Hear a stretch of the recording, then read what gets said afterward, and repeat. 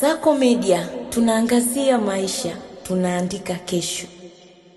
Wizara ya Uchukuzi na taarifa wananchi kuwa kufuatia tahadhari iliyotolewa na Mamlaka ya Hali ya Hewa Tanzania yani TMA kuhusu uwepo wa mvua kubwa zinazoambatana na upepo mkali katika maeneo mbalimbali nchini, mvua hizo zimeanza kusababisha athari katika madaraja ya reli ya zamani yani MGR katika maeneo ya Kidete wilaya ya Kilosa, mkoa wa Morogoro na Gulu wilaya ya Mpwapwa mkoa wa Dodoma.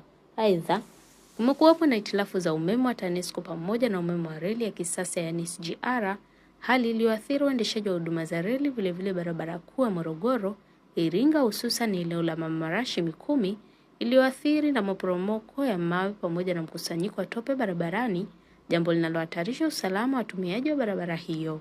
Kupitia madhara hayo yaliyojitokeza, wananchi wanatahadharishwa kuchukua tahadhari zifuatazo.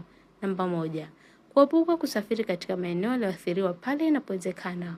Namba 2, kufuatilia taarifa rasmi zinazotolewa na serikali na vyombo husika. Namba 3, kuzingatia maelezo ya vyombo vya ulinzi na usalama pamoja na mamlaka za usafiri. Namba 4, kuepuka kusogea katikati ya miundombinu ya reli na barabara zilizoathiriwa ili kuepuka ajali. Serikali imeweza kuchukua hatua za haraka kurekebisha miundombinu iliyoathiriwa na kuhakikisha usalama wa miundombinu umerejea katika hali yake ya awali.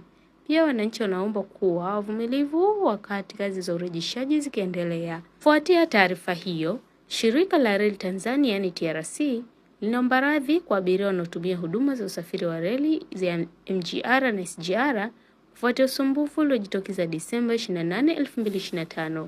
Ratiba ya treni za SGR Disemba 29, 2025 itaendelea kama ilivyo ada, na katika kuzingatia changamoto iliyojitokeza, safari za ziada zimeongezwa kama inavyoonekana kwenye jedwali hapo chini. Huduma bora kwa wateja wetu ndio kipaumbele cha shirika. Asanteni. Nikusihi mtazamaji wa Kasako Media, kwa update zaidi unaweza kutufuatilia kupitia mitandao mbalimbali ya kijamii ambapo Instagram na Facebook ni Kasako Media.